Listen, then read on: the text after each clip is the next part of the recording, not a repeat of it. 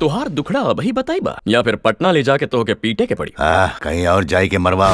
सो DC में super से ऊपर सुपरमैन का रोल करने के बाद जब वहां से कैविल निकाले जा चुके हैं और अब जब उनका डीसी में रिटर्न इम्पॉसिबल है, सो ऐसा हो सकता है गाइस कि एमसीयू में इनका फ्यूचर ब्राइट हो, स्पेशली डेडपूल एंड वुल्वरीन में डेडपूल को पेलने के बाद। बाय द वे इस सीन में ये जो एक एक करके हेनरी कैविल ने क्लॉज निकाले थे, ये बेसिकली मिशन इम्पॉसिबल के उनके सीन का एक रेफरेंस था, बट ये मूव यार वुल्वरीन के ऊपर तो बहुत कूल लगी थी। सो डीपी एंड वुल्वी में हेनरी कैविल के कैविलरीन के कैमियो के बाद अब ये तो एस्टेब्लिश हो चुका है कि कैविलरीन यानी हेनरी कैविल का वुल्वरीन एमसीयू के मल्टीवर्स में ही एग्जिस्ट करता है। लेकिन क्या ये सिर्फ एक वन टाइम कैमियो था, शॉर्ट अपीयरेंस था, या फिर कैविलरीन का फ्यूचर एमसीयू में काफी लंबा चलेगा? और स्पेशली क्या मार्वल रिबूट के बाद जब ह्यू जैकमैन एक्चुअल में रिटायर हो जाएंगे तो क्या नया वुल्वरीन जो है वो हेनरी कैविल ही होने वाले हैं? आ जाओ बताता हूँ। सो कैविल के वुल्वरीन का नाम डेडपूल ने मूवी में ही कैविलरीन रख दिया था, और भाई ये नाम सही भी है। और इस सीन में जिसमें जब डेडपूल हेनरी कैविल के वुल्वरीन से मिला था तो वहां पर उसने मजाक में एक डायलॉग भी मारा था, जिसे ज्यादातर लोग तो एक मजाक ही समझते हैं, बट मेरे हिसाब से ये डायलॉग ही काफी है ये बताने के लिए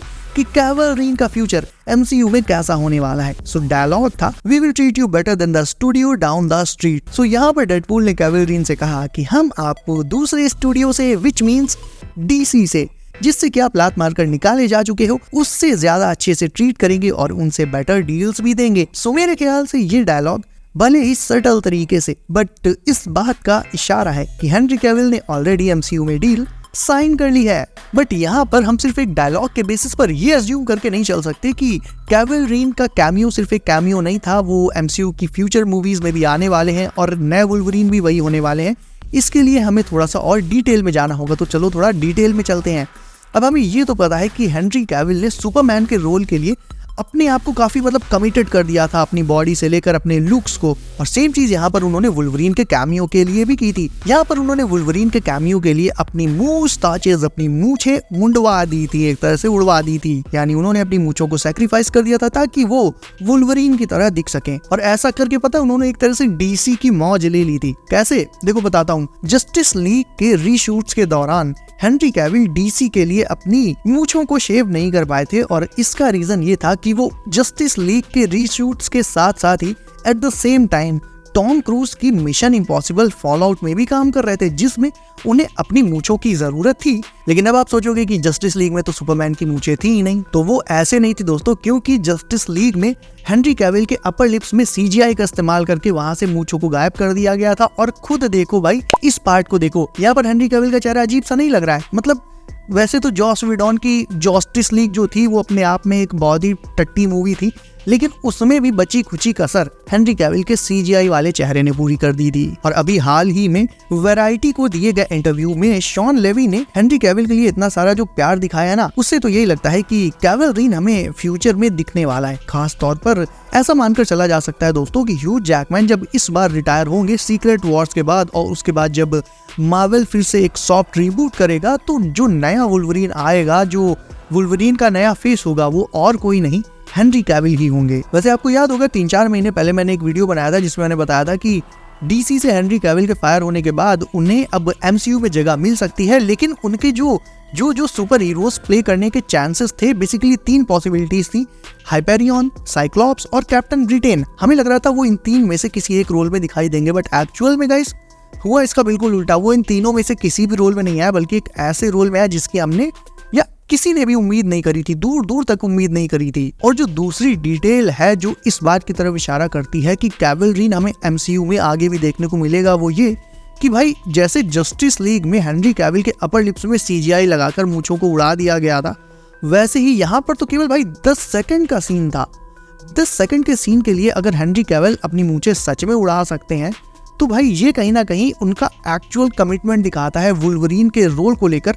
यहाँ पर मैं मानता हूँ मैं गलत भी हो सकता हूँ, थोड़ा ओवर थिंकिंग या ओवर एनालाइज हो सकता है मैं कर रहा हूँ इस सिचुएशन को, बट ऐसा हो सकता है कि जिस तरह से उन्होंने नेचुरली अपनी मूंछें उड़वाई थी, वो भी केवल 10 सेकंड के सीन के लिए, या मे बी उससे भी कम का सीन था, तो ये इस बात की तरफ इशारा करता है कि अब हेनरी कैविल इस पर्टिकुलर रोल के लिए, जैसे वो सुपरमैन के लिए कमिट किए थे, उन्होंने कहा था कि सुपरमैन के लिए मैं बॉडी बनाऊंगा, नेचुरल बॉडी बनाऊंगा, पैडेड सूट नहीं यूज करूंगा, सीजीआई का यूज नहीं करूंगा, कुछ उसी तरह से उनका अब हमें एक कमिटमेंट जो है वो कैवलरीन वुल्वरीन के लिए भी देखने को मिला है। सो यहाँ पर ये भी एक इशारा हो सकता है कि कैवलरीन का यहाँ पर तो सेटअप हो गया डेडपूल एंड वुल्वरीन में। ये तो एस्टैब्लिश हो ही गया कि कैवलरीन एमसीयू में एग्जिस्ट करता है, एमसीयू के किसी दूसरे यूनिवर्स में। लेकिन इसके साथ ही साथ अब इसी यूनिवर्स से वो in future may be most probably soft reboot के बाद आने वाली जो एक्समैन मूवीज होंगी उसमें दिखाई दे सकते हैं एज न्यू वुल्वरीन। अब गाइस आ जाते हैं ब्लेड के रिबूट पर। तो डेडपूल एंड वुल्वरीन में जब ओजी ब्लेड ने ये डायलॉग मारा था कि there is only been one Blade, जिस पर डेडपूल ने कुछ ऐसे रिएक्ट भी किया था। तो ये मार्वल स्टूडियोज की एक बहुत ही सटल हिंट थी कि ये ब्लेड रिबूट फिलहाल तो जल्दी हमें देखने को नहीं मिलने वाला। 2019 में से अनाउंस हुए ऑलमोस्ट 5 साल पूरे होने वाले हैं। पहले तो हॉलीवुड में जो स्ट्राइक हुई थी उसमें ये फंसी, फिर मार्वल स्टूडियोज की जो स्ट्रैटेजीज चेंज हुई उसमें डिले हुआ, और अब तो भाई इसके कास्ट मेंबर भी मूवी छोड़कर जाने लगे हैं सिर्फ इसके डिले होने के चलते। एक बहुत बड़े मार्वल इनसाइडर एलेक्स पेरेज ने कहा है कि जब फैंस ने उनसे पूछा कि ब्लेड रिबूट का अभी क्या स्टेटस है, मूवी का क्या स्टेटस है, तो उन्होंने कहा कि it's in a Limbo state, जिसका सीधा सा मतलब ये है कि ये मूवी अभी लटकी हुई है, इसका अभी कुछ भी कंफर्म नहीं है। और देखा जाए तो इसके लिए प्रॉब्लम्स बढ़ ही रही हैं, because as I told you अब ब्लेड मूवी के कुछ एक कास्ट मेंबर्स भी मूवी छोड़कर जा चुके हैं just because of its delay. बस सुकून की खबर तो यही है कि ब्लेड अभी ऑफिशियली कैंसिल नहीं हुई है, अभी लटकी हुई है। क्या पता कैंसिल हो जाए या क्या पता ये अपनी प्रॉब्लम से निकलकर बाहर आ जाए। फिलहाल इसका फेज ना कुछ कैंग जैसा चल रहा है, तो ये देखना इंटरेस्टिंग होगा कि क्या ब्लेड रिबूट फाइनली अपनी इन प्रॉब्लम से निकलकर बाहर आ पाती है या फिर इसका हाल भी कैंग जैसा होता है। एंड अब आ जाते हैं उस कैरेक्टर पर, उस एंटी हीरो पर जो बहुत लोगों का फेवरेट है, और जब ये ऑन स्क्रीन आएगा तो भाई सीन में आग लगा देगा। आग नहीं, लिटरली आग ही लगा देगा, क्योंकि मैं यहाँ पर बात कर रहा हूँ घोस्ट राइडर की। तो घोस्ट राइडर को लेकर अब एक बहुत बड़ी अपडेट आ रही है गाइज। मैंने आपको कुछ टाइम पहले बताया था, एक नहीं 2-3 बार बताया है कि मिडनाइट सन्स मार्वल का एक प्रोजेक्ट है जो इन फ्यूचर आना है, और उसमें कौन कौन होगा, डॉक्टर स्ट्रेंज, मून नाइट और घोस्ट राइडर, ऐसे ही मतलब हीरोज और एंटी हीरोज का पूरा एक ग्रुप होगा, पूरी एक टीम होगी। तो बेसिकली इनमें से काफी सारे जो मेजॉरिटी ऑफ हीरोज हैं जो इस टीम में शामिल है मिडनाइट सन्स की टीम में, ये तो ऑलरेडी मार्वल में इंट्रोड्यूस किए जा चुके हैं, इनके शोज एंड मूवीज आ चुकी हैं। बट बात करें घोस्ट राइडर की, तो इसका जो मार्वल में एमसीयू में इंट्रोडक्शन होगा ये इसकी अपनी सोलो मूवी के थ्रू नहीं होगा।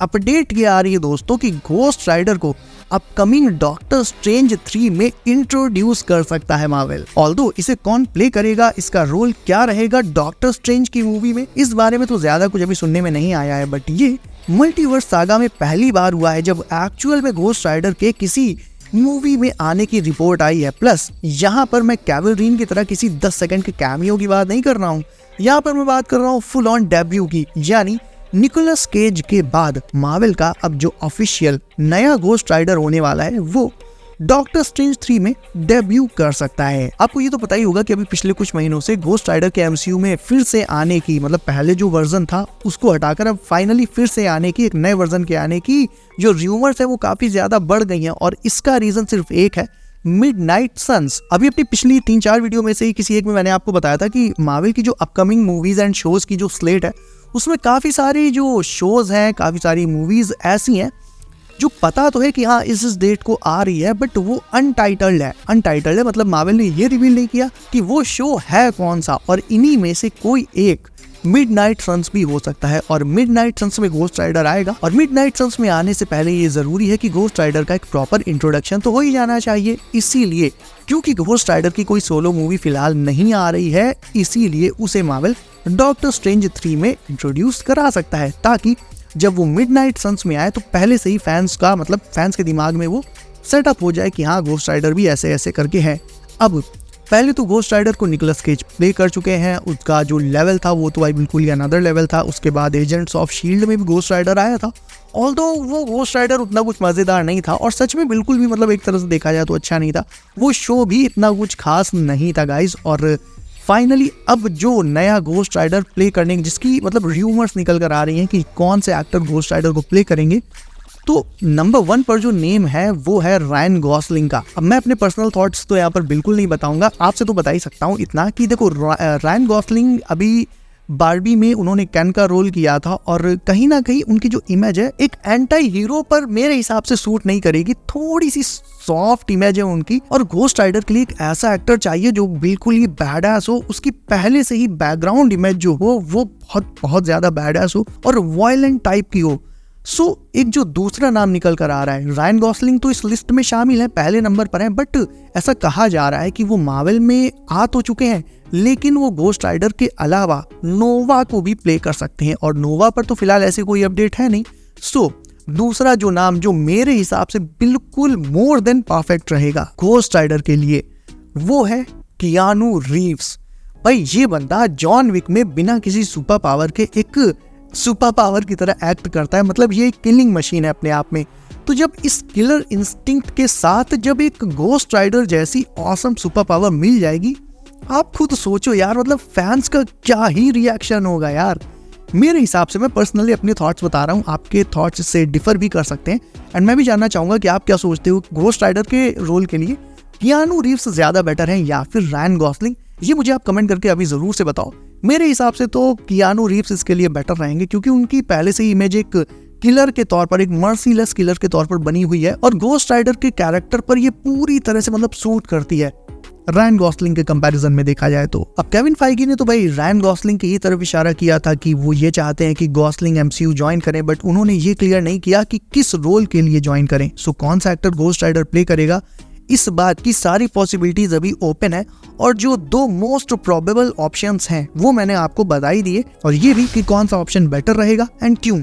मेरे ख्याल से घोस्ट राइडर की एंटी हीरो और मिस्टिकल पर्सनालिटी में रायन गॉसलिंग ना चाहते हुए भी उनके आने से एक सॉफ्ट स्पॉट क्रिएट हो जाएगा क्योंकि भाई बारबी के केन और भी कुछ एक मूवीज से उनकी इमेज थोड़ी सी लवर बॉय टाइप की बन गई है। बट एनीवेज, अब आरडीजे के डूम के आने के बाद जितनी भी अपकमिंग मूवीज एंड शोज होंगे उनमें एक बहुत बड़ी कॉमन चीज ये होगी ओवरऑल पर्सपेक्टिव से देखा जाए तो कि मार्वल अब अपनी मिस्टिकल और सुपरनैचुरल साइड पर ज्यादा फोकस करेगा, like Doctor Strange, Ghost Rider और मून नाइट जैसे हीरोज पर भी काफी ज्यादा फोकस रहेगा जो अपनी फिजिकल एबिलिटीज नहीं बल्कि अपने सुपरनैचुरल पावर्स पर डिपेंडेंट हैं। और भाई बेनेडिक्ट कम्बरबैच खुद ही ये कंफर्म कर चुके हैं कि वो एवेंजर्स डूम्सडे और एवेंजर्स सीक्रेट वॉर्स में होने वाले हैं।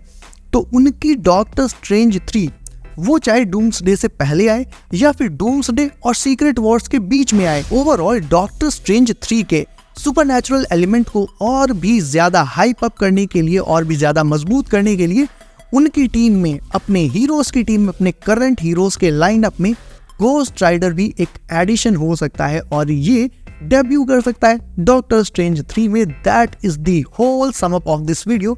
सो गाइस, इस वीडियो को अभी तक आपने लाइक नहीं किया है तो इसे अभी लाइक करके चैनल कर दीजिए सर। नोटिफिकेशंस कॉल पर डालना बिल्कुल मत भूलिएगा क्योंकि और भी बहुत सारी अपडेट्स हैं यार। सो बी सेफ, अपना ख्याल रखिए दोस्तों। मेरा नाम है Himanshu and I will see you in next one.